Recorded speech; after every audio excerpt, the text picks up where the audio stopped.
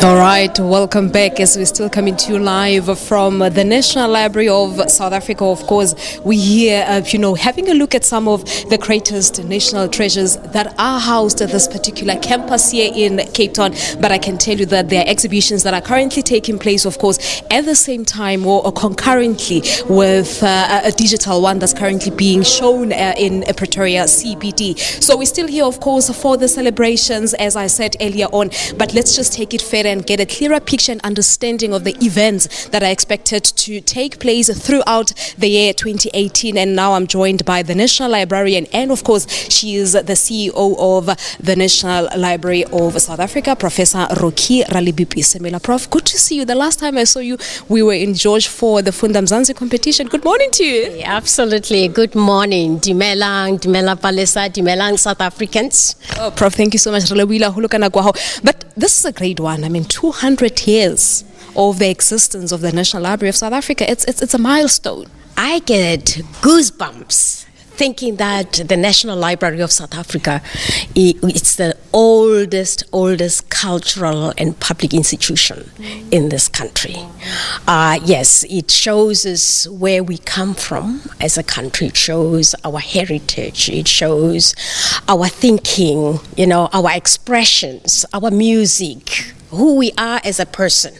The only unfortunate piece of the story, as you know, as all South Africans know, is that as it is now, 200 years later, it really reflects the true history of South Africa. When you look at our collections, there are gaps in our collections. There are avoidances in our collection. So what that really talks to is that there was a time when people who started this library thought they were the only people.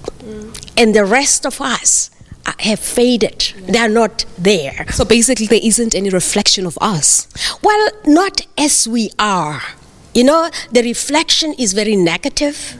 It's the way that we were seen by foreigners who came into South Africa. But things have changed. As you know, we are a free nation.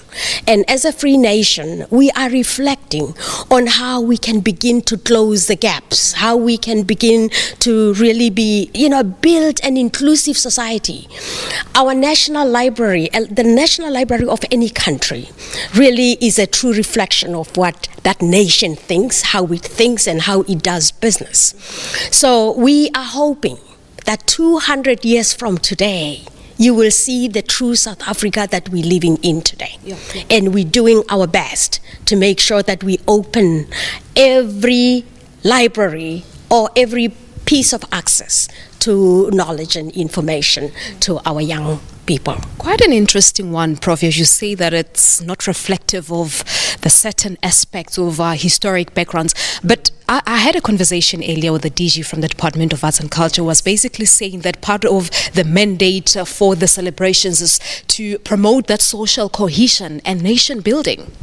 Absolutely. We, as the National Library, are an agent or an agency of the Department of Arts and Culture, which is given the responsibility of, social cohesion and nation building. And so libraries become the hearts and the souls of communities. They need to reflect the lives and the thinking and the vibrancy of the communities that they serve. And so the National Library is that institution that works with the government to make sure that South Africans have access to information and knowledge in all its forms.